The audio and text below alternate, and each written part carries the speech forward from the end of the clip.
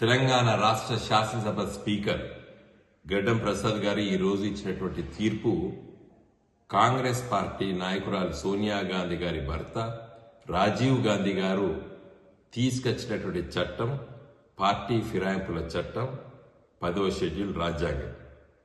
దీన్ని ఇదొక పనికిమాలిన చట్టం అని చెప్పి మళ్ళీ ఇదే కాంగ్రెస్ పార్టీ ఇలా దేశ ప్రజలకు చెప్పింది. పార్టీ ఫిరాయించవచ్చు, స్పీకర్ దగ్గర నేను ఫిరాయించలేదని చెప్తే సరిపోతుంది అని చెప్పి ఇలా ప్రసాద్ గారి తీర్పు, స్పీకర్ గారి తీర్పు. అంటే పార్టీ ఫిరాయింపుల చట్టాన్ని నీరుగార్చడం కాదు, అది పనికిమాలిన చట్టం అని చెప్పి ఇలా కాంగ్రెస్ పార్టీ చెప్పింది. కాంగ్రెస్ పార్టీ తెచ్చిన చట్టాన్ని కాంగ్రెస్ పార్టీ చంపేసింది. తెలంగాణ రాష్ట్ర శాసనసభ స్పీకర్ గడ్డం ప్రసాద్ గారు ఈ రోజు ఇచ్చినటువంటి తీర్పు కాంగ్రెస్ పార్టీ నాయకురాలు సోనియా గాంధీ గారి భర్త రాజీవ్ గాంధీ గారు తీసుకొచ్చినటువంటి చట్టం పార్టీ ఫిరాయింపుల చట్టం 10వ షెడ్యూల్ రాజ్యాంగం. దీన్ని ఇదొక పనికిమాలిన చట్టం అని చెప్పి మళ్ళీ ఇదే కాంగ్రెస్ పార్టీ ఇలా దేశ ప్రజలకు చెప్పింది.